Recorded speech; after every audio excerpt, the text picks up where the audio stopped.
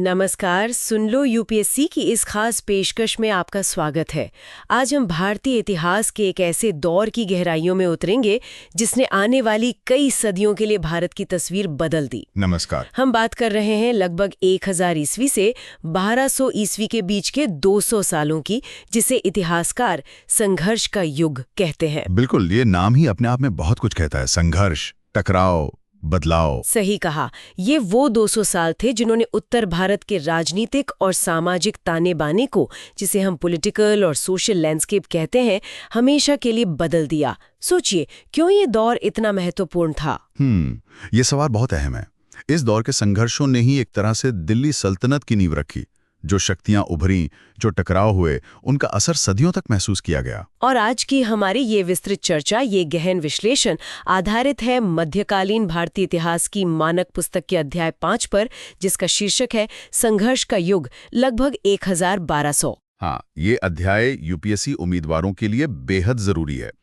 ये न सिर्फ दिल्ली सल्तनत की स्थापना को समझने के लिए फाउंडेशन तैयार करता है, बल्कि राजपूत राज्यों की प्रकृति, तुर्की आक्रमणों के पीछे के कारण और उनके क्या परिणाम हुए, इन सब पर रोशनी डालता है। बिल्कुल, ये वो कड़ी है जो प्रारंभिक मध्ययुगीन काल को मध्ययुगीन काल से जोड़ती है। तो श्रोताओं को आज क्या मिलने वाला है? हम वादा करते हैं कि इस चर्चा के अंत तक उन्हें इस कालखंड की घटनाओं की, इसमें शामिल प्रमुख शक्तियों जैसे गजनवी, राजपूत, गौरी की, उनके आपसी टकरावों की, और खास तौर पर राजपूतों की हार के पीछे के कारणों की एक बहुत ही विस्तृत और सूक्ष्म, जिसे न्यूआंस्ड कहते हैं, समझ मिलेगी। हमारा मकसद सिर्फ तथ्य बताना नहीं है, बल्कि घटनाओं के पीछे का क्यों और कैसे समझाना है। विश्लेषण पर जोर रहेगा। तो चलिए शुरू करते हैं संघर्ष के युग की परतें खोलना। सबसे पहले उस पृष्ठभूमि को समझते हैं जिसने इन संघर्षों को जन्म दिया।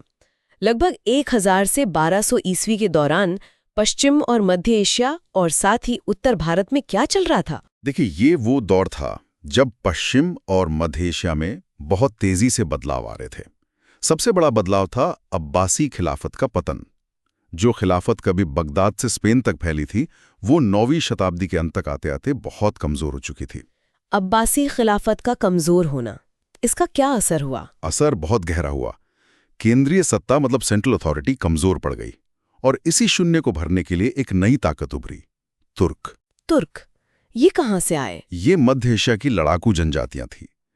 शुरुआत में ये अब्बासी साम्राज्य में महल रक्षक यानी पैलेस गार्ड्स और भाड़े के सैनिकों मर्सनरीज के तौर पे आए थे, लेकिन धीरे धीरे इनकी ताकत बढ़ती गई। भाड़े के सैनिकों से शासक बनने तक का सफर? हाँ बिल्कुल, वो इतने ताकतवर हो गए कि वो खलीफाओं को बनाने और हटाने लगे, मतलब किंग मेकर्स बन गए। और जब केंद्र कमजोर हुआ तो प्रांतों का क्या हुआ? जाहिर है, प्रांतीय गवर्नर, जो प्रोविंशियल गवर्नर्स थे, उन्होंने मौके का फायदा उठाया। उन्होंने अपनी स्वतंत्र सत्ता स्थापित करनी शुरू कर दी। हालांकि नाम के लिए वो खलीफा की सर्वोच्चता मानते थे, लेकिन असल में वो खुद मुख्तार हो गए थे। यहीं पर अमीरुल उमरा जैसी उपाधियां आती हैं। हाँ, पहले अमीरुल उमरा की उपाधि चली, जो एक तरह से कमांडर इन चीफ जैसी थी। बाद में अमीर और फिर सुल्तान की उपाधियां आम हो गई, जो स्वतंत्र शासक का प्रतीक थी। और मध्य एशिया से लगातार तुर्की कबीलों के हमले भी तो हो रहे थे। बिल्कुल, ये हमले लगातार जारी थे और इन तुर्की कबीलों का चरित्र समझना जरूरी है। ये मूल रूप से भाड़े के सैनिक थे, मर्सनरी कैरेक्टर था इनका, मतलब वफादारी बदलती रहती थी। अच्छा। हाँ, वो कभी एक मुस्लिम गुट के लिए लड़ते तो कभी दूसरे के लिए। विभिन्न मुस्लिम राज्यों के बीच भी संघर्ष चलता रहता था।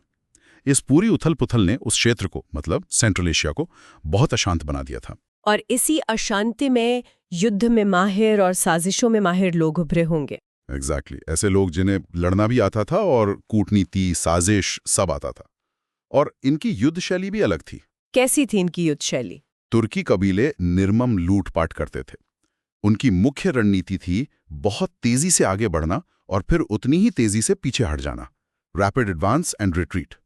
बिजली की तरह छापे मारना, जिसे लाइटनिंग रेड्स कहते, और दुश्मन की बिखरी हुई सेना पर हमला करना। और ये रणनीति सफल क्यों होती थी? इसके पीछे सबसे बड़ा कारण थे उनके घोड़े। उनके पास बेहतरीन नस्ल के घोड़े होते थे जो बहुत शक्तिशाली और सहनशील थे। इन घोड़ों की बदौलत वो अविश्वसनीय दूरी, मतलब इनक्रेडिबल डिस्टेंसेस, बहुत तेजी से तय कर सकते थे। ये उनकी मोबिलिटी का राज था। तो ये तो हुई मध्य एशिया की बात। उस समय उत्तर भारत में क्या स्थिति थी? क्या उन्हें अंदाजा था कि पश्चिम में क्या पक रहा है? का माहौल था। गुर्जर प्रतिहार साम्राज्य, जो कभी बहुत शक्तिशाली था, वो टूट चुका था। कई छोटे छोटे राज्य बन गए थे। अच्छा। लेकिन उनका ध्यान पश्चिम एशिया में उभरते इन आक्रामक विस्तारवादी तुर्की राज्यों पर बहुत कम था। वो शायद अपने आपसी झगड़ों में ही उलझे हुए थे। और सीमावर्ती क्षेत्रों का क्या, जैसे काबुल, कंधार? हाँ, काबुल, कंधार, जाबुलिस्तान, ये इलाके तब अल हिंद या भारत का ही हिस्सा माने जाते थे। यहाँ बौद्ध और हिंदू संस्कृति का काफी प्रभाव था। कई मंदिर थे, मठ थे। बामियान की बुद्ध प्रतिमाएं तो बहुत प्रसिद्ध थीं। बिल्कुल। बामियान में बुद्ध की वो विशाल 53.5 मीटर ऊंची मूर्ति और भिक्षुओं के लिए पहाड़ों में तराशी गई गुफाएं, ये सब उसी दौर की गवाह हैं। और ऑक्सस नदी के पार का क्षेत्र, जिसे ट्रांसऑक्सियाना कहते हैं, वहां भी कई राजवंश थे जो खुद को कनिष्क का वंशज बताते थे। उनकी आबादी मिली-जुली थी। स्थानीय कबीले हूण, तुर्क, ईरान से आए लोग और भारतीय भी, जैसे भाटी राजपूत। 9वीं शताब्दी के अंत में ट्रांसऑक्सियाना, खुरासान और ईरान के कुछ हिस्सों पर सामानी राजवंश का शासन था। ये ईरानी मूल के थे। और इनका सामना किससे था? इनका सामना था उत्तर और पूर्व की सीमाओं पर रहने वाली गैर मुस्लिम तुर्की जनजातियों से। ये उनसे लगातार लड़ते रहते थे। और यहीं पर गाजी का कॉन्सेप्ट आता है। बिल्कुल। इसी लगातार संघर्ष के दौरान एक नए तरह का सैनिक सामने आया, गाजी। गाजी कौन थे ये गाजी? गाजी का मतलब था इस्लाम के लिए लड़ने वाला योद्धा। वो गैर मुस्लिमों, खासतौर पर मूर्ति पूजकों, हीडन्स के खिलाफ युद्ध को एक पवित्र कर्तव्य, एक जिहाद मानते थे। तो वो सिर्फ सैनिक नहीं थे? नहीं, गाजी सिर्फ सैनिक नहीं था, वो एक मिशनरी भी था। उसका मकसद इस्लाम का प्रचार करना भी था। उसे नियमित सेना का सहायक, मतलब ऑक्सिलरी फोर्स माना जाता था। और उसका गुजारा कैसे होता था? लूट के माल से। लूट के माल से? हाँ, युद्ध में जो माल हाथ लगता था उसी से वो अपना खर्चा चलाते थे। ये गाजी बहुत रिसोर्सफुल और डिटर्मिन्ड होते थे। उनकी इसी भावना ने शुरुआती मुस्लिम राज्यों को इन तुर्की कबीलों को काबू में रखने में मदद की। लेकिन फिर तो कई तुर्क मुसलमान भी बन गए होंगे। हाँ, समय के साथ बहुत से तुर्क मुसलमान बन गए, लेकिन गैर मुस्लिम तुर्की जनजातियों के खिलाफ छापे फिर भी जारी रहे। बल्कि मजे की बात यह है कि जो तुर्की जनजातियां मुसलमान बनी, वो आगे चलकर इस्लाम की सबसे बड़ी रक्षक और धर्म योद्धा बनकर उभरी। ये तो बड़ा विरोधाभास है। इतिहास ऐसे विरोधाभासों से भरा पड़ा है। अब इसी कॉन्टेक्स्ट में गजनवी राजवंश का उदय होता है। गजनवी राजवंश, इसकी शुरुआत कैसे हुई? पर उठा। उसने गजनी शहर में अपनी राजधानी बनाई और एक स्वतंत्र राज्य की नींव रखी। और सामानी राज्य का क्या हुआ? सामानी राज्य ज्यादा दिन नहीं चला, उसका अंत हो गया। अब मध्य एशियाई जनजातियों से इस्लामी भूमि की रक्षा का जिम्मा एक तरह से गजनवी राजवंश पर आ गया। और इसी पृष्ठभूमि में महमूद गजनवी गद्दी पर बैठा। बिल्कुल। महमूद 998 ईस्वी में गद्दी पर बैठा और 1030 तक शासन किया। अब देखिए, मध्यकालीन मुस्लिम इतिहासकार उसे इस्लाम का नायक मानते हैं। क्यों? खास तौर पर इसलिए कि उसने मध्य एशिया से आने वाले तुर्की आक्रमणकारियों के खिलाफ इस्लामी दुनिया की मजबूती से रक्षा की। उसके समय में वो गाजी भावना और ज्यादा बढ़ गई। लेकिन उसके समय में एक और चीज हो रही थी, ईरानी पुनर्जागरण। हाँ, ये बहुत महत्वपूर्ण पहलू है। ईरानियों ने अरबी भाषा और संस्कृति को कभी पूरी तरह से दिल से स्वीकार नहीं किया था। सामानी राज्य ने भी फारसी भाषा और साहित्य को बहुत बढ़ावा दिया था। और महमूद ने भी इसे जारी रखा। फिरदौसी और शाहनामा का जिक्र आता है। हाँ, महमूद के दरबार में महान कवि फिरदौसी था, जिसने शाहनामा लिखा। शाहनामा, इसे याद रखिएगा। शाहनामा, इसमें क्या था? इसमें ईरान और तुरान के बीच पौराणिक काल से चले आ रहे संघर्ष का वर्णन था। इसने ईरानी नायकों का गुणगान किया। ये ईरानी देशभक्ति के पुनरुत्थान का प्रतीक था। और फारसी भाषा का क्या हुआ? फारसी भाषा और संस्कृति गजनवी साम्राज्य की राजभाषा और संस्कृति बन गई। यहाँ तक कि महमूद ने खुद को महान ईरानी राजा अफरासियाब का वंशज बताया। तो मतलब तुर्क पूरी तरह अरबी या इस्लामी नहीं बने, बल्कि वो पर्शियाईकृत हो गए। एग्जैक्टली, वो पर्शियनाइज्ड हो गए। और यही ईरानी तुर्क संस्कृति वो 2 शताब्दी बाद भारत लेकर आए। ये बहुत महत्वपूर्ण पॉइंट है। तो मध्य एशिया में नायक, ईरानियत का संरक्षक, लेकिन भारत के इतिहास में महमूद की छवि अलग क्यों है? हाँ, भारत के लिए उसकी भूमिका बिल्कुल अलग थी। यहाँ उसकी याद एक लुटेरे और मंदिरों के विध्वंसक के रूप में है। कहा जाता है कि उसने भारत पर 17 बार हमले किए। 17 बार। 17 हमले। कहाँ थे शुरुआती हमले? उसके शुरुआती हमले पेशावर और पंजाब पर शासन करने वाले हिंदू शाही शासकों के खिलाफ थे। हिंदू शाही राजवंश, इनकी राजधानी थी उद्भांडपुर या वह हिंद, जो पेशावर के पास थी। क्या हिंदूशाही शासकों को खतरे का अंदाजा था? हाँ, उन्हें जल्दी ही समझ आ गया था कि उनकी दक्षिण पश्चिमी सीमा पर एक आक्रामक विस्तारवादी राज्य उभर रहा है। हिंदूशाही शासक जयपाल ने तो पहल भी की। जयपाल ने क्या किया? जयपाल ने गजनी से भागे हुए सामानी गवर्नर, पास के भट्टी शासक और मुल्तान के अमीर के साथ मिलकर एक गठबंधन बनाया और गजनी पर हमला कर दिया। लेकिन नतीजा अच्छा नहीं रहा। उन्हें हार कर पीछे हटना पड़ा। और इसके बाद? इसके बाद गजनवी शासक, जो उस समय अल्प-तिगिन का दामाद और गुलाम सुबुक-तिगिन था, उसने काबुल और जलालाबाद के आसपास के इलाके को तबाह कर दिया। सबुक-तिगीन? हाँ, सुबुक-तिगिन। लगभग 990-91 में सुबुक-तिगिन के नेतृत्व में शाहियों को एक और बड़ी हार झेलनी पड़ी। इसके बाद काबुल और जलालाबाद के प्रांत गजनी साम्राज्य में मिला लिए गए। कहते हैं कि राजकुमार महमूद ने भी इन लड़ाइयों में हिस्सा लिया था। तो महमूद के गद्दी पर बैठने के बाद ये संघर्ष और तेज हो गया होगा? बिल्कुल। 998 में गद्दी पर बैठने के बाद महमूद ने शाहियों के खिलाफ हमले फिर से शुरू कर दिए। इस बीच शाही शासक जयपाल ने लोहर, यानी आज का लाहौर, उसे अपने नियंत्रण में लेकर अपनी स्थिति थोड़ी मजबूत कर ली थी। तो अब शाही शासक पेशावर से लेकर पंजाब तक फैल गया था। फिर तो बड़ी टक्कर हुई होगी। हाँ, 1001 में पेशावर के पास एक बहुत भीषण लड़ाई हुई। इसमें जयपाल फिर से हार गया। महमूद शाही राजधानी उद्भांडपुर तक गया और उसे बुरी तरह लूटा। जयपाल का क्या हुआ? जयपाल को महमूद ने बंदी बना लिया था, फिर रिहा कर दिया। लेकिन इस अपमान को वो सह नहीं पाए और उन्होंने चिता पर बैठकर आत्मदाह कर लिया। उनके बाद उनका बेटा आनंदपाल गद्दी पर बैठा। आनंदपाल। क्या वो महमूद को रोक पाया? देखिए, इतनी हार के बावजूद शाही शासक अभी भी इतने कमजोर नहीं हुए थे। अच्छा। आनंदपाल ने महमूद के पंजाब में घुसने के प्रयासों का कड़ा प्रतिरोध किया। ये भी ध्यान रखना होगा कि महमूद को मध्य एशिया से गैर मुस्लिम तुर्कों के हमलों का भी सामना करना पड़ रहा था। उसका ध्यान बटा हुआ था। तो निर्णायक लड़ाई कब हुई? इसमें आनंदपाल हार गया। महमूद ने उसकी नई राजधानी नंदन को तबाह कर दिया और सॉल्ट रेंज में उसका मशहूर किला नागरकोट, जिसे कई बार गलती से कांगड़ा समझ लिया जाता है, जहां महमूद कभी नहीं पहुंचा, उस पर कब्जा कर लिया। तो आनंदपाल का क्या हुआ नागरकोट के बाद? आनंदपाल को कुछ समय के लिए लाहौर से एक सामंत, मतलब फ्यूडेटरी के रूप में शासन करने दिया गया। लेकिन 1015 में महमूद ने लाहौर पर भी चढ़ाई की, उसे लूटा और आनंदपाल को वहां से निकाल दिया। तो मतलब 1015 तक झेलम नदी तक गजनवी शासन स्थापित हो गया। हाँ, जल्द ही गजनवी क्षेत्र झेलम नदी तक फैल गया। इससे पहले मुल्तान का मुस्लिम राज्य भी जीता जा चुका था। कश्मीर पर एक हमला 1015 में किया गया था, लेकिन खराब मौसम की वजह से वो असफल रहा।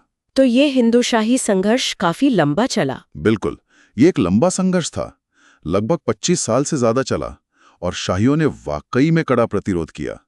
लेकिन एक बात गौर करने वाली है। क्या? इस पूरे संघर्ष में शाहियों को सिर्फ मुल्तान के मुस्लिम शासक का साथ मिला था। वो भी इसलिए क्योंकि वो गजनी से भागकर आया था और एक ऐसे संप्रदाय से था जिसे महमूद विधर्मी या हेरेटिक मानता था। और किसी राजपूत शासक ने मदद नहीं की? जाहिर तौर पर किसी भी बड़े राजपूत शासक ने शाहियों की मदद नहीं की। ये बात ध्यान देने योग्य है। लेकिन 17वीं सदी के इतिहासकार फिरिश्ता का कुछ और कहना है। हाँ, फिरिश्ता दावा करता है कि 1001 में जयपाल की मदद के लिए कई राजपूत शासक आए थे, जिनमें दिल्ली, अजमेर, कन्नौज के राजा भी शामिल थे। फिरिश्ता 17वीं सदी का इतिहासकार। लेकिन क्या ये दावा सही है? इसमें कुछ समस्याएं हैं। पहली बात, उस समय तक अजमेर शहर बसा ही नहीं था। दूसरी, दिल्ली एक बहुत छोटा राज्य था और कन्नौज पर कभी शासन करने वाले गुर्जर प्रतिहार भी उस समय बहुत कमजोर हो चुके थे। तो व्यावहारिक रूप से देखें तो शाही शासक अकेले ही लगे। तो 1015 तक पंजाब जीतने के बाद महमूद का अगला निशाना गंगा घाटी बनी। हाँ, 1015 के बाद महमूद अब भारत गंगा के मैदानों पर आक्रमण करने के लिए तैयार था। अगले लगभग 1 दर्जन सालों में उसने गंगा घाटी में कई अभियान चलाए। इन छापों का मकसद क्या था? सिर्फ लूटना या कुछ और? मुख्य मकसद तो वही था, अमीर मंदिरों और शहरों को लूटना जिन्होंने पीढ़ियों से धन जमा कर रखा था। इस लूट के पैसे से वो मध्य एशिया में अपने दुश्मनों के खिलाफ लड़ाई जारी रख सकता था। और कोई कारण? हाँ, एक और कारण था। वो भारत के राजकुमारों को इतना समय ही नहीं देना चाहता था कि वो फिर से संगठित हो सकें और उसके मध्य एशिया के मामलों में दखल दे सकें। और वो गाजी वाला पहलू? वो भी था। महमूद ने खुद को बुत शिकन यानी मूर्तियों का विध्वंसक भी पेश किया, इस्लाम की शान बढ़ाने वाला। ये उसके आक्रमणों को एक धार्मिक रंग देता था, जिससे शायद उसे अपने सैनिकों का समर्थन जुटाने में मदद मिलती हो। तो गंगा घाटी में उसने कहाँ-कहाँ हमले किए? पंजाब से निकलकर उसने पहले थानेसर पर छापा मारा, जो कभी हर्षवर्धन की राजधानी थी। लेकिन उसके सबसे दुस्साहसी छापे थे 1018 में कन्नौज के खिलाफ और 1025 में गुजरात में सोमनाथ के खिलाफ। कन्नौज अभियान 1018। हाँ, इस अभियान में उसने मथुरा और कन्नौज दोनों शहरों को लूटा। अगले ही साल उसने बुंदेलखंड में कालिंजर पर हमला किया। हर बार वो भारी दौलत लेकर वापस लौटा। और इससे कोई रोक नहीं पाया? नहीं, वो ये सब बिना किसी डर के इम्प्यूनिटी के साथ कर पाया, क्योंकि उस समय उत्तर भारत में कोई एक मजबूत केंद्रीय शक्ति थी ही नहीं जो उसे चुनौती दे सके। और महमूद ने इन राज्यों पर कब्जा करने की कोई कोशिश भी नहीं की। लूटना ही मकसद था। और फिर सोमनाथ अभियान 1025 का, ये तो बहुत प्रसिद्ध है। हाँ, सोमनाथ 1020 से 1025 के बीच महमूद मध्य एशिया में व्यस्त रहा। फिर 1025 में उसने सोमनाथ पर हमला करने की योजना बनाई। सोमनाथ उस समय एक बहुत समृद्ध बंदरगाह था और तीर्थयात्रियों का बड़ा केंद्र था। जाहिर है, बहुत धन था वहां। उसका रास्ता क्या था? वो मुल्तान और जैसलमेर के रास्ते रेगिस्तान पार करके गुजरात पहुंचा। उसके साथ लगभग 30,000 की नियमित घुड़सवार सेना थी। मकसद शायद राजपूतों में डर और हैरत पैदा करना भी था। क्या उसे प्रतिरोध का सामना करना पड़ा? हल्का फुल्का प्रतिरोध हुआ। शहर का कमांडर तो उसके पहुंचने पर ही भाग गया, लेकिन आम नागरिकों ने, ऐसा कहा जाता है, कि कड़ा प्रतिरोध किया था। महमूद ने मंदिर में स्थापित शिवलिंग को तोड़ दिया और उसके टुकड़े गजनी ले जाने का आदेश दिया। सोमनाथ पर हमले का क्या कोई दूरगामी असर हुआ? यह कहना मुश्किल है कि इसका कोई स्थायी प्रभाव राजस्थान या गुजरात पर पड़ा या नहीं। हाँ, एक तात्कालिक असर यह हुआ कि लौटते समय सिंध के जाटों ने उसकी सेना पर छापामार हमले किए। जाटों ने? हाँ, जाटों ने। वो इतनी भारी संपत्ति लेकर लौट रहा था तो रास्ते में उसे परेशान किया गया। वो किसी तरह गजनी तो पहुंच गया, लेकिन अगले ही साल वो जाटों को सजा देने के लिए वापस लौटा। और फिर 1030 में महमूद की मृत्यु हो गई। हाँ, 1030 में गजनी में उसकी मृत्यु हो गई। अब महमूद का मूल्यांकन कैसे किया जाए? क्या वो सिर्फ एक लुटेरा था? ये एक अहम सवाल है। उसे सिर्फ लुटेरा कहकर खारिज कर देना शायद सही नहीं होगा। बिल्कुल, क्योंकि गजनवियों द्वारा पंजाब और मुल्तान की विजय ने उत्तर भारत की राजनीतिक स्थिति को हमेशा के लिए बदल दिया। ये बहुत बड़ा स्ट्रेटेजिक चेंज था। कैसे? अब तुर्क उत्तर पश्चिम के पहाड़ी दर्रों को पार कर चुके थे। वो अब पंजाब में बैठे थे। वहां से वो किसी भी समय गंगा के मैदानी इलाकों में उतर सकते थे। ये एक कांस्टेंट खतरा बन गया था। लेकिन फिर भी उन्होंने अगले 150 सालों तक अपने विजय अभियान का विस्तार क्यों नहीं किया? पंजाब जीतने के बाद वो रुक क्यों गए? इसके दो मुख्य कारण थे।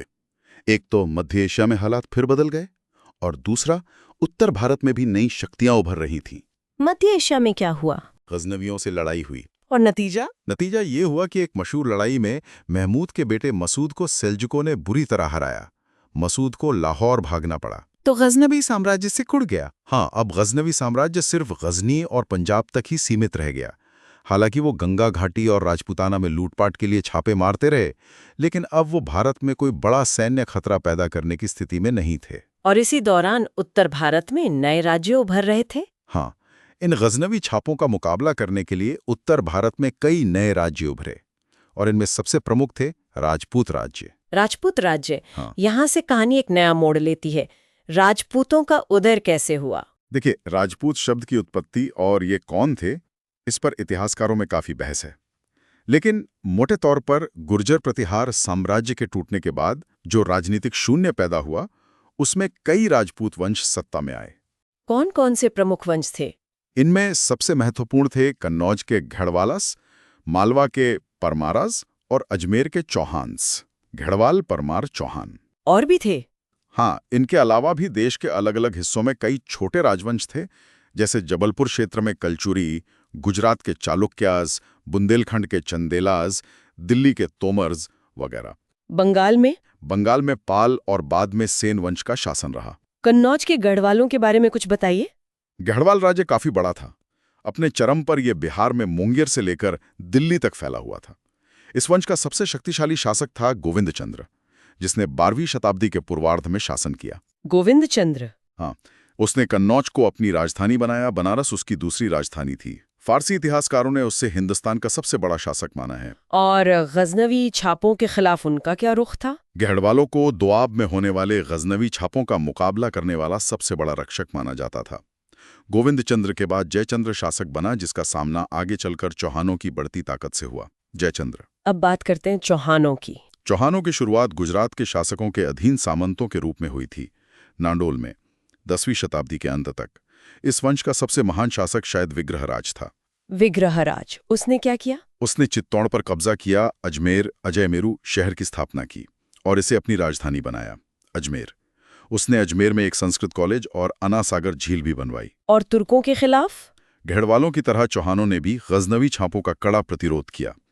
विग्रहराज ने दिल्ली ढिल्लिका पर तोमरों से कब्जा किया 1151 में और उन्हें अपना सामंत बना लिया। तो दिल्ली चौहानों के अधीन आ गई? हाँ, विग्रहराज का संघर्ष मालवा के परमारों से भी हुआ, जिनके प्रसिद्ध शासक थे राजा भोज। राजा भोज, उनका नाम तो बहुत सुना है। हाँ, विग्रहराज और भोज दोनों ही कवियों और विद्वानों के संरक्षक के रूप में प्रसिद्ध थे। विग्रहराज ने तो खुद एक संस्कृत नाटक भी लिखा था। भोज को तो दर्शन, काव्यशास्त्र, योग, चिकित्सा जैसे कई विषयों पर ग्रंथ लिखने का श्रेय दिया जाता है। वो उत्तर और दक्षिण दोनों में अपने पड़ोसियों से लड़ते रहे। लेकिन चौहानों में सबसे प्रसिद्ध नाम तो पृथ्वीराज का है। हाँ, पृथ्वीराज थर्ड। वो 11 साल की छोटी उम्र में गद्दी पर बैठा, लगभग 1177 में, और 16 साल की उम्र में उसने शासन की बागडोर संभाली। और आते ही उसने विस्तार शुरू कर दिया। बिल्कुल, उसने तुरंत एक आक्रामक विस्तार की नीति अपनाई। कई छोटे राजपूत राज्यों को अपने अधीन किया। हालांकि गुजरात के चालुक्य शासक के खिलाफ वो सफल नहीं हो पाया। तो फिर उसने किधर का रुख किया? इस असफलता ने उसे गंगा घाटी की ओर मुड़ने पर मजबूर किया।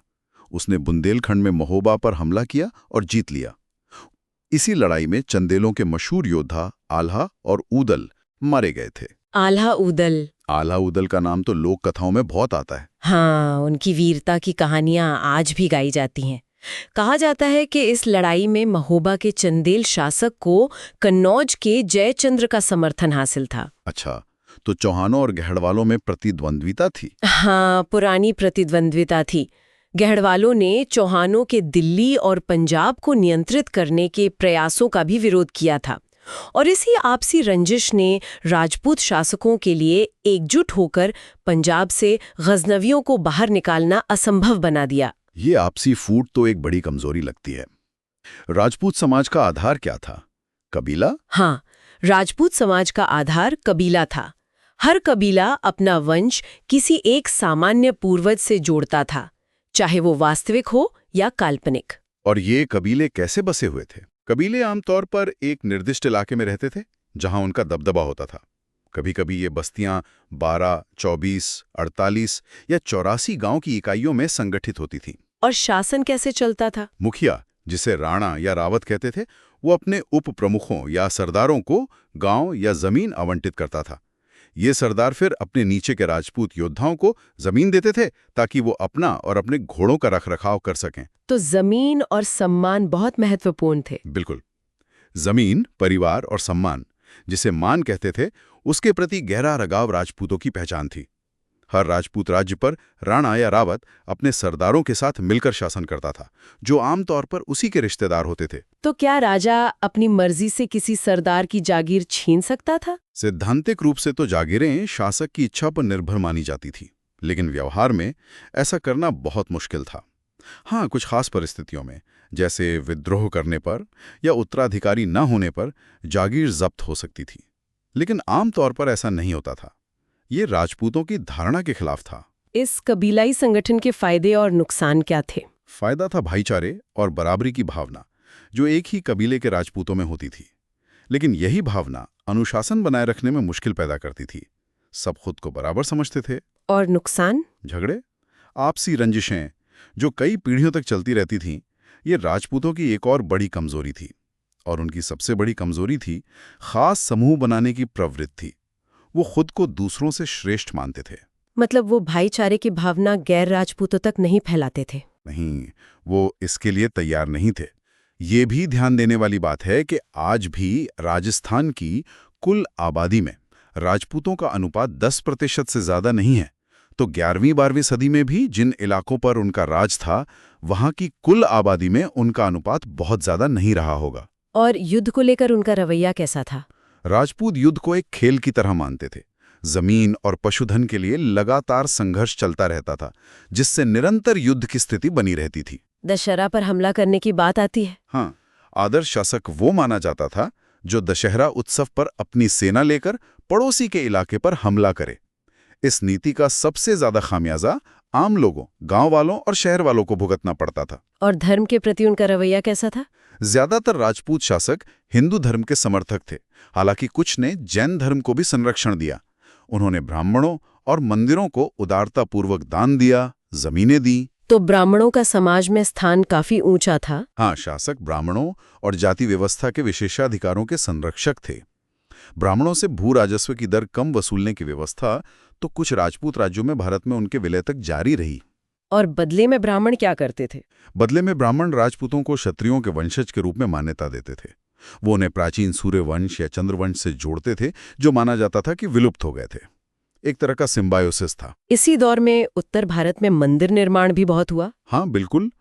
8वीं शताब्दी के बाद और खास तौर पर 10वीं से 12वीं शताब्दी के बीच का समय उत्तर भारत में मंदिर निर्माण का चरम काल माना जा सकता है। आज हम जो ज्यादातर शानदार मंदिर देखते हैं वो इसी दौर के हैं। कौन सी शैली ज्यादा प्रचलित थी? जो शैली लगभग पूरे भारत में पाई गई उसे नागर या नगारा शैली कहते हैं। नागर शैली उत्तर भारत और दक्कन में इसके मुख्य उदाहरण मिलते हैं। नागर शैली की खासियत क्या थी? इसकी मुख्य पहचान थी गर्भगृह या देवकक्ष के ऊपर बना लंबा घुमावदार शिखर। मुख्य कक्ष आमतौर पर वर्गाकार होता था और उससे जुड़ा होता था एक पूर्व कक्ष जिसे मंडपा कहते हैं। मंदिर अक्सर ऊंची दीवारों से घिरे होते थे जिनमें बड़े प्रवेश द्वार होते थे। इसके कुछ उदाहरण? सबसे बेहतरीन उदाहरण मध्य प्रदेश में खजुराहो और उड़ीसा में भुवनेश्वर के मंदिर समूह हैं। खजुराहो के मंदिर? हाँ, खजुराहो में पार्श्वनाथ मंदिर, विश्वनाथ मंदिर और सबसे प्रसिद्ध कंदरिया महादेव मंदिर। ये नागर शैली और उसकी दीवारों पर की गई समृद्ध और बारीक नक्काशी का बेहतरीन नमूना है। इनमें से ज्यादातर मंदिर चंदेल शासकों ने बनवाए थे 9वीं से 13वीं सदी के बीच। और उड़ीसा में? उड़ीसा में 11वीं सदी का लिंगराज मंदिर और 13वीं सदी का कोणार्क का सूर्य मंदिर वास्तुकला के शानदार उदाहरण हैं। पुरी का प्रसिद्ध जगन्नाथ मंदिर भी इसी काल का है। इनके अलावा और कहाँ मंदिर बने? उत्तर भारत में और भी कई जगहों पर बड़ी संख्या में मंदिर बने। मथुरा, बनारस, दिलवाड़ा, माउंट आबू वगैरह।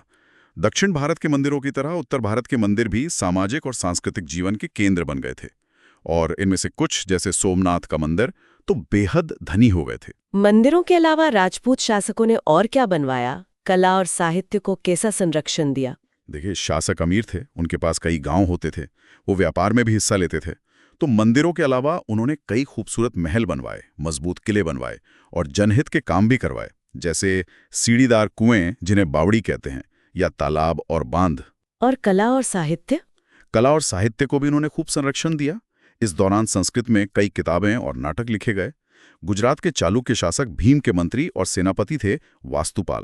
वो खुद एक लेखक और विद्वान थे? हाँ, और उन्होंने ही आबू पर्वत पर वो खूबसूरत जैन मंदिर बनवाए थे। वास्तुपाल? हाँ, परमार शासकों की राजधानियां उज्जैन और धारा संस्कृत विद्या के प्रसिद्ध केंद्र थे। संस्कृत के अलावा और किन भाषाओं में लिखा गया? अपभ्रंश और प्राकृत में भी काफी रचनाएं हुईं। जैन विद्वानों का इसमें महत्वपूर्ण योगदान रहा, खासतौर पे हेमचंद्र का, जिन्होंने संस्कृत और अपभ्रंश दोनों में लिखा। हेमचंद्र। लेकिन फिर संस्कृत ज्यादा हावी हो गई। हाँ, ब्रह्मवाद के पुनरुत्थान के साथ उच्च वर्गों में संस्कृत ने धीरे धीरे अपभ्रंश और प्राकृत की जगह ले ली। लेकिन इन्हीं भाषाओं से, जो आम बोलचाल के ज्यादा करीब थीं, आधुनिक भारतीय भाषाओं का जन्म हुआ, जैसे हिंदी, बंगाली, मराठी। इनका उदय इसी दौर में शुरू हुआ। तो ये तो हुई राजपूतों की दुनिया। अब वापस तुर्कों पर आते हैं। गजनवियों के पंजाब जीतने के बाद क्या माहौल था? मुसलमानों और हिंदुओं के बीच संबंध कैसे थे? हाँ, ये समझना जरूरी है। पंजाब पर गजनवी कब्जे के बाद दो तरह की प्रक्रियाएं एक साथ चल रही थीं। दो तरह की? कैसी? एक तरफ तो महमूद के उत्तराधिकारी गंगा घाटी और राजपूताना में लूटपाट कीजिए छापे मारते रहते थे। राजपूत राज्य इन छापों का मुकाबला करते थे और कई बार तुर्कों को हराते भी थे। जैसा हमने कहा, गजनीवी राज्य बहुत शक्तिशाली नहीं रहा था और इन छोटी मोटी जीतों ने शायद राजपूत शासकों को थोड़ा आत्मसंतुष्ट, कंप्लेसेंट बना दिया। और दूसरी प्रक्रिया क्या थी? दूसरी तरफ मुस्लिम व्यापारियों का भारत में स्वागत किया जा रहा था। क्यों? क्योंकि वो मध्य और पश्चिम एशिया के साथ भारत के व्यापार को मजबूत कर रहे थे, बढ़ा रहे थे। इससे राज्यों की आमदनी बढ़ती थी, तो उत्तर भारत के कई शहरों में मुस्लिम व्यापारियों की बस्तियां बस गईं। और इन व्यापारियों के साथ और कौन आया? इनके साथ आए कई मुस्लिम धार्मिक प्रचारक, खासतौर पर सूफी संत। सूफी? उन्होंने क्या किया? सूफी प्रेम ईश्वर में विश्वास और समर्पण का संदेश देते थे। उनके उपदेश मुख्य रूप से तो मुस्लिम बस्तियों के लिए थे, लेकिन उन्होंने कुछ हिंदुओं को भी प्रभावित किया। तो यहीं से इस्लाम और हिंदू धर्म और समाज के बीच आपसी मेलजोल, जिसे इंटरैक्शन कहते हैं, उसकी प्रक्रिया शुरू हुई। लाहौर का क्या महत्व था इस समय? लाहौर अरबी और फारसी भाषा और साहित्य का एक बड़ा केंद्र बन गया। यहां तक कि गजनवी सेनाओं में हिंदू सेनापति भी भर्ती किए जाते थे। जैसे तिलक नाम का एक सेनापति था जो नाई जाति का था। उनकी सेना में हिंदू सैनिक, खासकर जाट, भी शामिल थे। तो एक तरफ लड़ाई, दूसरी तरफ व्यापार और सांस्कृतिक आदान प्रदान, ये कब तक चलता? शायद ये प्रक्रियाएं ऐसे ही चलती रहती अगर मध्य एशिया की राजनीतिक स्थिति में एक और बड़ा बदलाव ना आता। एक और बदलाव क्या हुआ इस बार? 12वीं शताब्दी के मध्य के आसपास तुर्की कबीलों का एक और समूह आया। ये कुछ बौद्ध थे, कुछ बुत परस्त पैगन। इन्होंने शक्तिशाली सेल्जुक तुर्कों की ताकत को तोड़ दिया। तो सेल्जुक साम्राज्य खत्म हो गया? हाँ, लगभग। और इस वैक्यूम में दो नई शक्तियां उभरी। एक ईरान में स्थित ख्वारिज़मी साम्राज्य और दूसरी उत्तर पश्चिम अफगानिस्तान में गौर में स्थित घुरी साम्राज्य। घुरी ये कौन थे? घुरी पहले गजनवियों के अधीन जागीरदार हुआ करते थे, लेकिन अब उन्होंने अपनी स्वतंत्रता घोषित कर दी थी। गोरियों की शक्ति कैसे बढ़ी? उनकी शक्ति बढ़ी सुल्तान अलाउद्दीन के समय में। उसे जहानसोज यानी दुनिया को जलाने वाला कहा जाता है। दुनिया को जलाने वाला? क्यों? क्योंकि उसने 12वीं सदी के मध्य में गजनी शहर को बुरी तरह तबाह कर दिया, जला दिया, शायद अपने भाइयों के साथ हुए बुरे बर्ताव का बदला लेने के लिए। और ख्वारिज़मी साम्राज्य से उनका टकराव हुआ? हाँ, ख्वारिज़मी साम्राज्य बहुत शक्तिशाली था और उसने घोरियों की मध्य एशियाई महत्वाकांक्षाओं पर रोक लगा दी। खुरासान, जो दोनों के बीच झगड़े की जड़ था, उसे आखिरकार ख्वारिज़मी शाह ने जीत लिया। तो गोरियों के पास क्या विकल्प बच? उनके पास भारत की ओर विस्तार करने के अलावा कोई चारा नहीं बचा था। उनका ध्यान अब पूर्व की ओर यानी भारत की ओर मुड़ गया। और यहीं पर मोहम्मद घोरी का प्रवेश होता है। बिल्कुल। 1173 में शिहाबुद्दीन मोहम्मद, जिसे मुइजुद्दीन मोहम्मद बिन सैम भी कहा जाता है, वो गजनी के सिंहासन पर बैठा। उसका बड़ा भाई उस समय गौर पर शासन कर रहा था। इसे ही हम आमतौर पर मोहम्मद गोरी कहते हैं। मोहम्मद गोरी 1173-1206 उसने भारत में कैसे प्रवेश किया? उसने गोमल दर्रे के रास्ते आकर मुल्तान और उच्च पर कब्जा किया। फिर 1178 में उसने राजपुताना रेगिस्तान के रास्ते गुजरात पर हमला करने की कोशिश की। मतलब सफल नहीं हुआ? नहीं, बिल्कुल सफल नहीं हुआ। गुजरात के शासक ने उसे माउंट आबू के पास एक लड़ाई में बुरी तरह हराया। बुरी तरह? मोहम्मद गोरी बड़ी मुश्किल से अपनी जान बचाकर भाग पाया। तो इस हार से उसने क्या सीखा? उसने सीखा कि भारत को जीतने के लिए पहले पंजाब में एक मजबूत अड्डा, एक सूटेबल बेस बनाना जरूरी है। सीधे हमला करना कारगर नहीं होगा। तो उसने अपनी रणनीति बदली? हाँ, उसने अपनी स्ट्रैटेजी बदली। उसने पहले गजनवियों के कब्जे वाले पंजाब के खिलाफ अभियान शुरू किया। 1190 तक मुइजुद्दीन मोहम्मद ने पेशावर, लाहौर और सियालकोट जीत लिए थे। अब वो दिल्ली और गंगा के दोआब की ओर बढ़ने के लिए तैयार था। और इधर उत्तर भारत में क्या चल रहा था? चौहान शक्ति तो बढ़ी रही थी। हाँ, बिल्कुल। चौहान शक्ति लगातार बढ़ रही थी। चौहान शासकों ने राजस्थान पर हमला करने की कोशिश करने वाले कई तुर्कों को हराया था, जो शायद पंजाब की तरफ से आते थे। उन्होंने तोमरों से दिल्ली भी छीन ली थी। तो चौहानों का पंजाब की ओर विस्तार गजनवियों से टकराव का कारण बना? हाँ, 12वीं सदी के मध्य तक चौहान शक्ति का पंजाब की ओर विस्तार उन्हें उस क्षेत्र के गजनवी शासकों के साथ संघर्ष में ले आया था। तो अब मंच तैयार था। एक तरफ मोहम्मद घोरी, दूसरी तरफ पृथ्वीराज चौहान था। और संघर्ष कहाँ से शुरू हुआ? संघर्ष शुरू हुआ 1191 में भटिंडा पर दावेदारी को लेकर। भटिंडा पर दोनों अपना हक जता रहे थे और यही हुई तराइन की पहली लड़ाई। तराइन का पहला युद्ध 1191, इसमें क्या हुआ? इस युद्ध में गौरी सेनाओं की बुरी तरह हार हुई। उन्हें पूरी तरह खदेड़ दिया गया। मुइजुद्दीन मोहम्मद की जान एक युवा खलजी घुड़सवार ने बचाई थी। तो पृथ्वीराज चौहान की बड़ी जीत हुई? हाँ, बहुत बड़ी जीत। पृथ्वीराज ने फिर भटिंडा की ओर बढ़कर उसे घेर लिया और 12 महीने की घेराबंदी के बाद जीत लिया। लेकिन क्या पृथ्वीराज ने गौरियों को पंजाब से पूरी तरह बाहर निकालने की कोशिश की? ऐसा लगता है कि उसने इस पर ज्यादा ध्यान नहीं दिया। बहुत कम प्रयास किया गया। शायद उसने सोचा कि ये भी पहले के तुर्की छापों जैसा ही एक और छापा है और गौरी शासक पंजाब पर शासन करने से ही संतुष्ट रहेगा। ये एक स्ट्रेटेजिक भूल साबित हुई। हाँ, शायद, क्योंकि इसने मुइजुद्दीन मोहम्मद को अपनी सेनाओं को फिर से संगठित करने और भारत के लिए एक और कोशिश करने का समय दे दिया। उसने पृथ्वीराज का वो प्रस्ताव ठुकरा दिया जिसमें पंजाब छोड़ने की बात कही गई थी और बदले में गौरी शासक की अधीनता मांगी गई थी। तो गौरी वापस आया? हाँ, अगले ही साल 1192 में, और यहीं हुई तराइन की दूसरी लड़ाई 1192। इसे भारतीय इतिहास के सबसे महत्वपूर्ण मोड़ों में से एक माना जाता है, एक टर्निंग पॉइंट।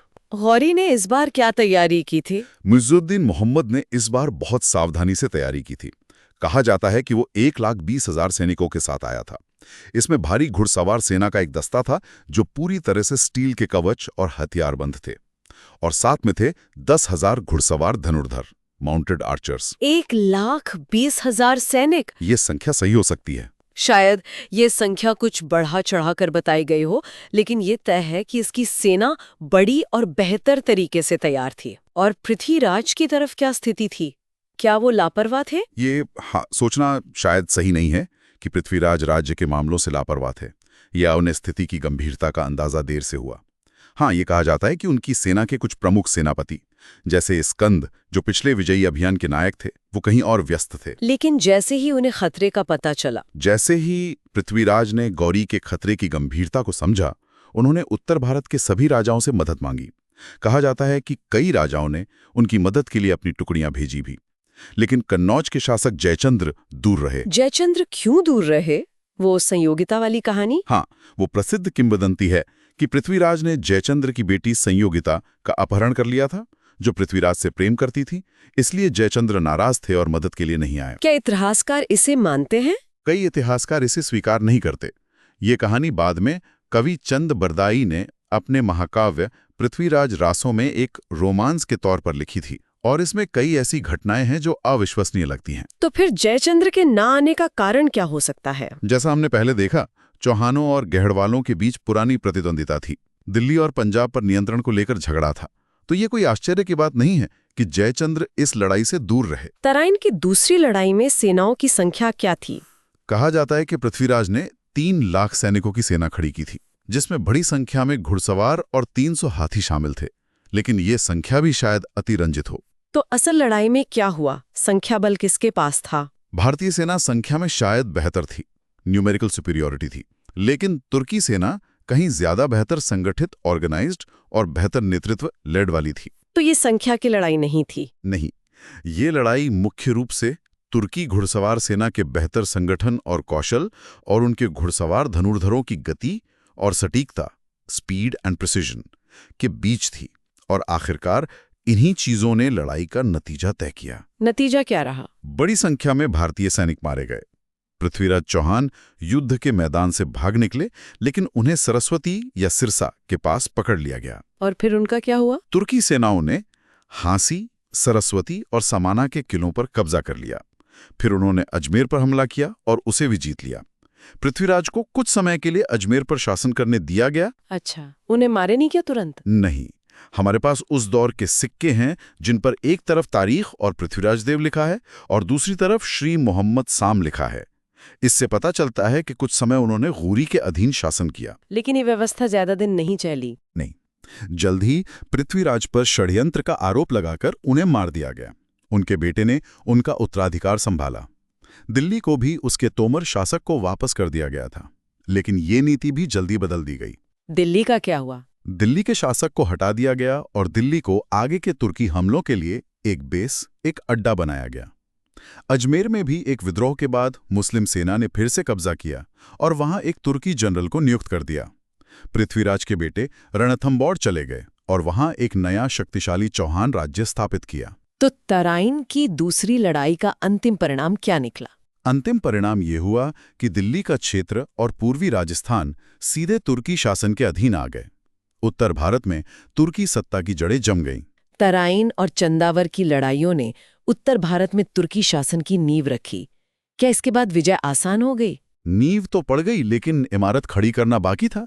1192 और 1206 के बीच तुर्की शासन गंगा, यमुना, दोआब और उसके आसपास के इलाकों तक फैला। बिहार और बंगाल भी जल्दी जीत लिए गए। दोआब में उन्हें किसका सामना करना पड़ा? दोआब में अपनी स्थिति मजबूत करने के लिए तुर्कों को सबसे पहले कन्नौज के शक्तिशाली गहड़वाल राज्य को हराना था, जिसके शासक जयचंद्र थे। जयचंद्र तराइन के समय जो दूर रहे थे? हाँ, वही जयचंद्र। वो लगभग 2 दशकों से शासन कर रहे थे। शायद वो बहुत कुशल योद्धा नहीं थे, क्योंकि उन्हें पहले बंगाल के सेन राजा के हाथों भी हार का सामना करना पड़ा था। तो कन्नौज का पतन कैसे हुआ? चंदावर की लड़ाई। तराइन के बाद मुइजुद्दीन मोहम्मद खजनी लौट गया था और भारत का काम उसने अपने भरोसेमंद गुलामों में से एक कुतुबुद्दीन ऐबक को सौंप दिया था। कुतुबुद्दीन ऐबक ने क्या किया? अगले 2 सालों में तुर्कों ने ऊपरी दोआब के कुछ हिस्सों पर कब्जा कर लिया। गहड़ वालों ने ज्यादा विरोध नहीं किया। फिर 1194 में मुइजुद्दीन मोहम्मद खुद भारत लौटा। इस बार उसका निशाना कन्नौज था। हाँ, उसने 50,000 घुड़सवारों के साथ यमुना पार की और कन्नौज की ओर बढ़ा। कन्नौज के पास चंदावर नामक स्थान पर मुइजुद्दीन और जयचंद्र के बीच भीषण युद्ध हुआ। चंदावर, टैरन 1194। इस लड़ाई का क्या नतीजा रहा? बताया जाता है कि जयचंद लगभग जीत ही गए थे, लेकिन तभी उन्हें एक तीर लगा और उनकी मृत्यु हो गई। उनकी सेना में भगदड़ मच गई और वो हार गए। और कन्नौज के बाद मुइजुद्दीन बनारस की ओर बढ़ा, जिसे लूटा गया और वहां के कई मंदिरों को नष्ट कर दिया गया। इस जीत के साथ तुर्कों ने बिहार की सीमाओं तक फैले एक बहुत बड़े इलाके पर अपना नियंत्रण स्थापित कर लिया। तो तराइन और चंदावर, ये 2 लड़ाइयां निर्णायक थीं। बिल्कुल, इन 2 लड़ाइयों ने उत्तर भारत में तुर्की शासन की नींव डाल दी। लेकिन जैसा मैंने कहा, इस जीत को मजबूत करना, उसे कंसोलिडेट करना एक मुश्किल काम साबित हुआ। इसमें अगले 50 साल लग गए। मुइजुद्दीन तो 1206 तक जीवित रहा। इस दौरान और क्या हुआ? इस दौरान उसने दिल्ली के दक्षिण में सुरक्षा के लिए बयाना और ग्वालियर जैसे मजबूत किलों पर कब्जा किया। कुछ समय बाद ऐबक ने बुंदेलखंड में चंदेल शासकों से कालिंजर, महोबा और खजुराहो भी जीत लिए। तो दोआब से आगे भी हमले जारी रहे। हाँ, दोआब में बेस बन जाने के बाद तुर्कों ने आसपास के इलाकों में कई छापे मारे। ऐबक ने गुजरात पर भी हमला किया, अनिलवाड़ा और कई दूसरे शहर लूटे। हालांकि वहां एक मुस्लिम गवर्नर नियुक्त किया गया, लेकिन उसे जल्दी वहां से भगा दिया गया। इससे क्या पता चलता है? इससे पता चलता है कि तुर्क अभी इतने मजबूत नहीं हुए थे कि दूर दराज के इलाकों पर स्थायी रूप से शासन कर सकें। लेकिन पूर्व में स्थिति अलग थी, बिहार और बंगाल में। हाँ, पूर्व में तुर्क ज्यादा सफल रहे। यहाँ एक नाम सामने आता है, इख्तियारुद्दीन मोहम्मद बिन बख्तियार खलजी। बख्तियार खलजी। खलजी, ये कौन था? वो एक खलजी अफसर था। उसके चाचा ने एक गौर की तरफ से कुछ लड़ाइयां लड़ी थी। उसे बनारस के पूर्व के कुछ इलाकों का प्रभारी बनाया गया था। और उसने इस मौके का फायदा उठाया। बिल्कुल। उसने इस पद का इस्तेमाल बिहार में लगातार छापे मारने के लिए किया। बिहार उस समय एक तरह से नो मैन्स लैंड बना हुआ था, कोई मजबूत सत्ता नहीं थी। और इन छापों के दौरान उसने क्या किया? इन छापों के दौरान उसने बिहार के प्रसिद्ध बौद्ध मठों नालंदा और विक्रमशिला पर हमला किया और उन्हें नष्ट कर दिया। इन मठों का कोई संरक्षक नहीं बचा था। उसने बहुत सारा धन भी जमा किया और अपने आसपास कई लड़ाकों को इकट्ठा कर लिया। और बंगाल? अपने छापों के दौरान उसने बंगाल जाने वाले रास्तों की जानकारी भी इकट्ठा कर ली थी। बंगाल उस समय बहुत समृद्ध था, अपने आंतरिक संसाधनों और फलते फूलते विदेशी व्यापार के कारण एक आकर्षक निशाना था। तो उसने बंगाल पर कब हमला किया? लगभग 1204 में। उसने बहुत सावधानी से तैयारी की। फिर वो सेना लेकर नदिया की ओर बढ़ा। नदिया एक तीर्थ स्थान था, जहां बंगाल के सेन शासक लक्ष्मण सेन का एक महल भी था। लक्ष्मण सेन उस समय शायद तीर्थ यात्रा पर ही गए हुए थे। और हमला कैसे किया? तुर्की घोड़े व्यापारी उस इलाके में अक्सर आते जाते थे, तो बख्तियार खलजी ने घोड़े व्यापारी होने का नाटक किया। अपनी छोटी सी टुकड़ी के साथ उसने अचानक महल पर हमला कर दिया। अचानक हमला? हाँ, बिल्कुल, सरप्राइज अटैक था। महल में भगदड़ मच गई। लक्ष्मण सेन खुद एक जाने माने योद्धा थे, लेकिन इस अचानक हमले से वो घबरा गए। उन्हें लगा कि तुर्कों की मुख्य सेना आ गई है और वो महल के पिछले दरवाजे से भाग निकले। और फिर जल्द ही तुर्की सेना की मुख्य टुकड़ी भी आ गई और उसने महल के रक्षकों पर काबू पा लिया। शासक की सारी संपत्ति, उनकी पत्नियां, बच्चे, सब पर कब्जा कर लिया गया। और बंगाल की राजधानी लखनौती का क्या हुआ? इन घटनाओं के तुरंत बाद 1204 में ही बख्तियार ने बिना किसी विरोध के सेन राजधानी लखनौती पर कब्जा कर लिया। लक्ष्मण सेन पूर्वी बंगाल में सोनार गांव चले गए और उनके उत्तराधिकारी दक्षिण बंगाल पर कुछ समय तक शासन करते रहे। तो बख्तियार खलजी बंगाल का शासक बन गया? हाँ, मुइजुद्दीन ने उसे औपचारिक रूप से बंगाल का गवर्नर नियुक्त कर दिया, लेकिन वो व्यवहार में एक स्वतंत्र शासक की तरह ही राज कर रहा था। पर वो ज्यादा समय तक इसका आनंद नहीं ले सका। क्यों? क्या हुआ? उसने एक मूर्खतापूर्ण अभियान चलाया। वो ब्रह्मपुत्र घाटी में असम की ओर बढ़ गया। कुछ इतिहासकार कहते हैं कि वो तिब्बत जाना चाहता था। असम अभियान? हाँ, असम के मगध शासकों ने उसे आगे बढ़ने दिया। जब तुर्की सेना थक गई, रसद खत्म होने लगी, तो उन्होंने हमला किया। सेना भूख और बीमारी से कमजोर हो चुकी थी। सामने एक चौड़ी नदी थी, पीछे असमिया सेना। तो नतीजा? तुर्की सेना की बुरी हार हुई। बख्तियार खलजी कुछ साथियों के साथ वापस लौटने में कामयाब तो रहा, लेकिन उसकी सेना खत्म हो चुकी थी और उसका मनोबल टूट चुका था। वो बीमार पड़ गया और उसी के एक अमीर ने बिस्तर पर ही उसकी हत्या कर दी। तो ये था बख्तियार खलजी का अंत। उधर मुइजुद्दीन मोहम्मद क्या कर रहा था? जब ऐबक और बख्तियार खलजी उत्तर भारत में तुर्की सल्तनत को मजबूत और विस्तारित कर रहे थे, तब मुइजुद्दीन और उसका भाई मध्य एशिया में गौरी साम्राज्य का विस्तार करने की कोशिश कर रहे थे। उनका सामना फिर ख्वारिज़मी साम्राज्य से हुआ होगा। हाँ, उनकी साम्राज्यवादी महत्वाकांक्षाएं उन्हें शक्तिशाली ख्वारिज़मी साम्राज्य के साथ सीधे टकराव में ले आईं। 1203 में मुइजुद्दीन को ख्वारिज़मी शासक के हाथों एक बहुत बुरी हार झेलनी पड़ी। मध्य एशिया में हार। इसका भारत पर क्या असर हुआ? ये हार एक तरह से तुर्कों के लिए ब्लेसिंग इन डिस्गाइज साबित हुई। उन्हें अपनी मध्य एशियाई महत्वाकांक्षाओं को छोड़ना पड़ा और अपनी पूरी ऊर्जा भारत पर केंद्रित करनी पड़ी। इसने आगे चलकर भारत में एक स्वतंत्र तुर्की राज्य के उदय का मार्ग प्रशस्त किया, दिल्ली सल्तनत। लेकिन तात्कालिक असर क्या हुआ? तात्कालिक असर यह हुआ कि भारत में उसके विरोधियों को विद्रोह करने का मौका मिल गया। पंजाब और सॉल्ट रेंज में रहने वाली एक लड़ाकू जनजाति थी खोखर। खोखर विद्रोह।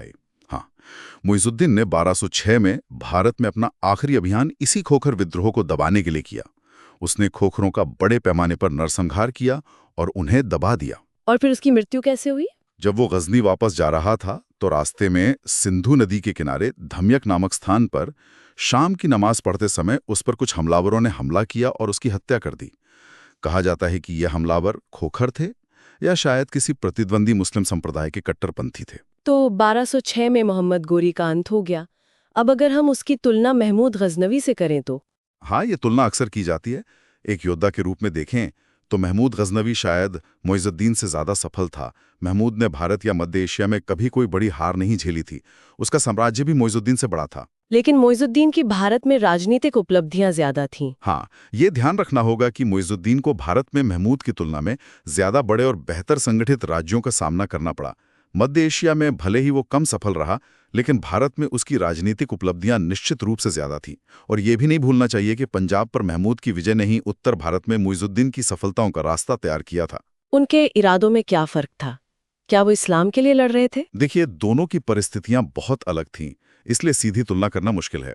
उनके राजनीतिक और सैन्य उद्देश्य भी कई मामलों में अलग थे।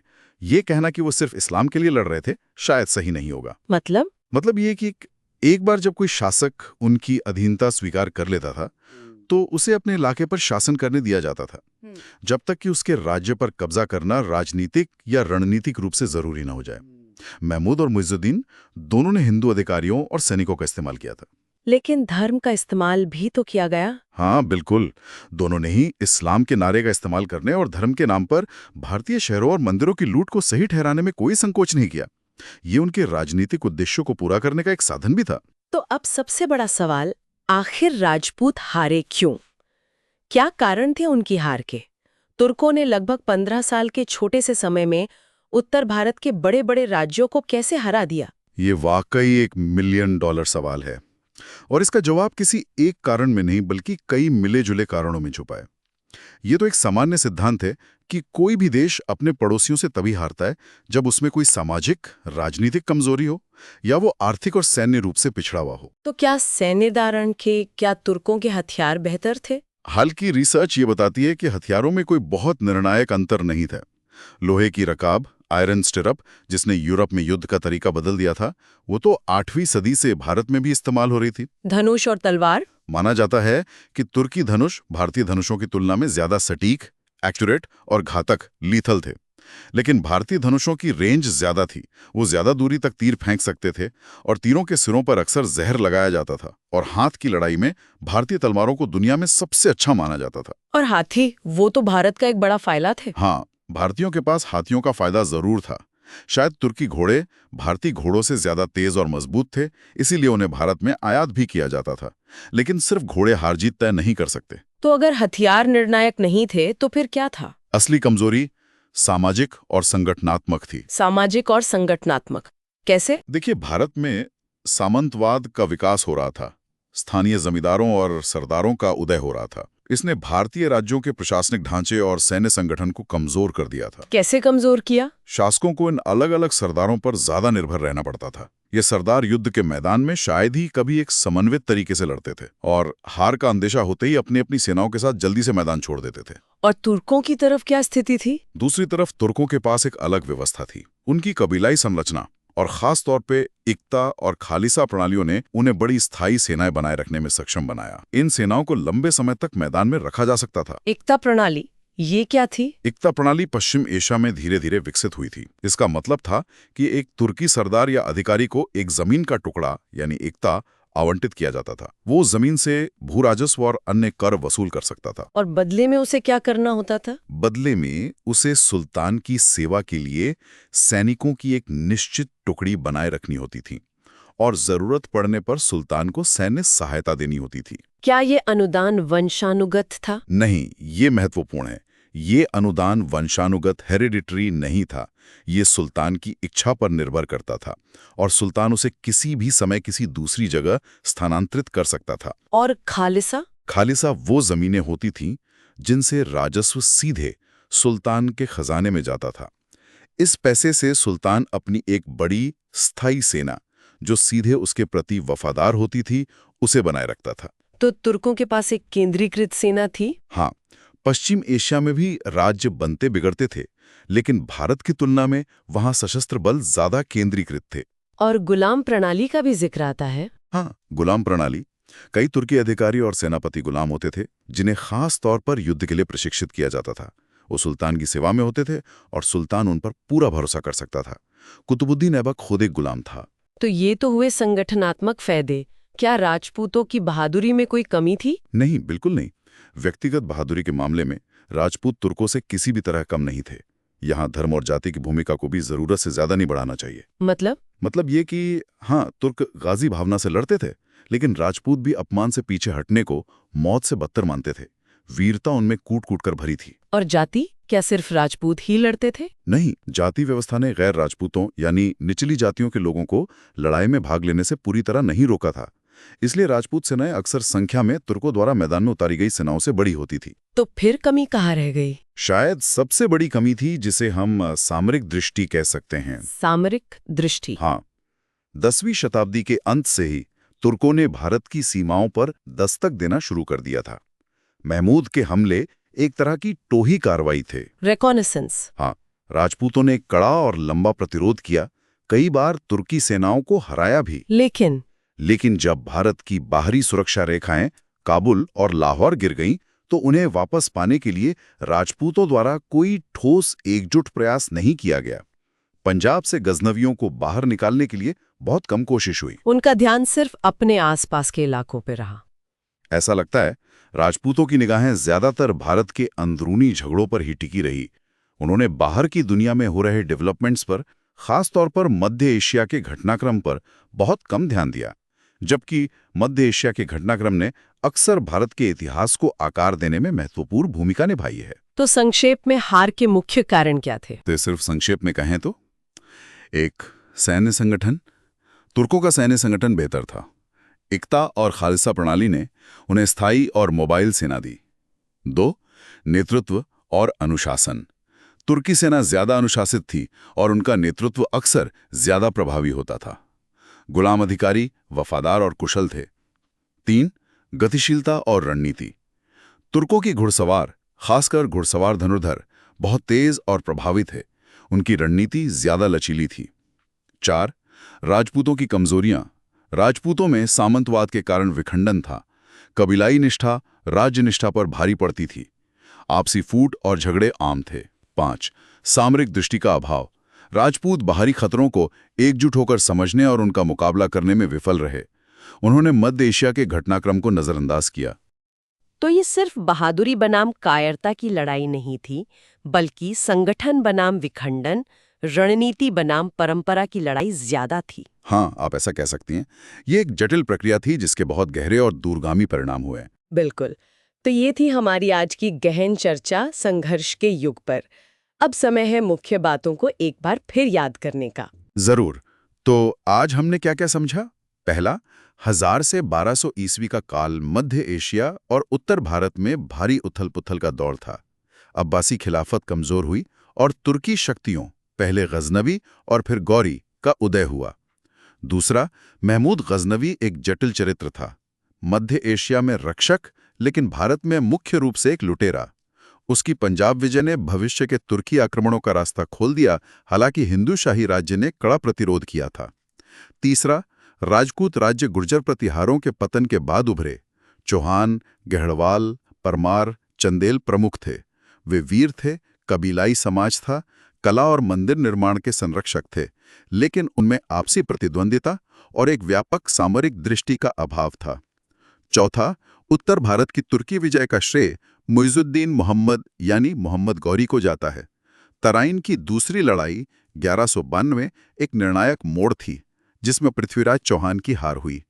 पांचवा, तराइन के बाद चंदावर की लड़ाई 1194 में जयचंद्र की हार हुई। कुतुबुद्दीन ऐबक और बख्तियार खलजी जैसे सेनापतियों ने गंगा घाटी, बिहार और बंगाल तक तुर्की शासन का विस्तार किया। और छठा, राजपूतों की हार के कारण बहुआयामी थे। इसमें तुर्कों की बेहतर सैन्य संगठन जैसे इक्ता प्रणाली, गुलाम प्रणाली, बेहतर गतिशीलता और रणनीति, और दूसरी ओर राजपूतों में सामंतवाद, आंतरिक कलह और सामरिक दृष्टि की कमी शामिल थी। बहुत ही बेहतरीन सारांश। ये 200 साल वाकई में भारतीय इतिहास के लिए निर्णायक साबित हुए। हमने देखा कि कैसे साम्राज्यों का बनना और बिगड़ना, विभिन्न समाजों की ताकतें और कमजोरियां, और कैसे नेतृत्व और रणनीति युद्धों के नतीजों को प्रभावित करते हैं। हाँ, और ये समझना न केवल यूपीएससी परीक्षा के लिए महत्वपूर्ण है, बल्कि जीवन में निर्णय लेने और दुनिया को समझने के लिए भी आवश्यक है। इतिहास हमें पैटर्न दिखाता है, गलतियों से सीखने का अवसर देता है। बिल्कुल। इस विश्लेषण में बहुत सारी जानकारी है, नाम, तारीखें, अवधारणाएं। इसे पूरी तरह से आत्मसात करने के लिए हमारा सुझाव है कि श्रोता इसे दोबारा सुने, नोट्स बनाएं, मानचित्र को देखें ताकि भौगोलिक संदर्भ स्पष्ट हो। हाँ, दोहराना बहुत जरूरी है। और अगर आपको हमारा ये विस्तृत विश्लेषण, ये डीप डाइव पसंद आया हो तो इसे लाइक करें, अपने साथी उम्मीदवारों के साथ शेयर करें और नीचे कमेंट सेक्शन में अपने विचार या प्रश्न जरूर बताएं। हमें आपके फीडबैक का इंतजार रहेगा। और हाँ, यूपीएससी की ऐसी ही गहन तैयारी के लिए सुन लो यूपीएससी यूट्यूब चैनल को सब्सक्राइब करना ना भूलें। अगली बार फिर मिलेंगे एक और महत्वपूर्ण विषय पर ऐसी ही गहन चर्चा के साथ। तब तक पढ़ते रहिए, बढ़ते रहिए। नमस्कार। नमस्कार।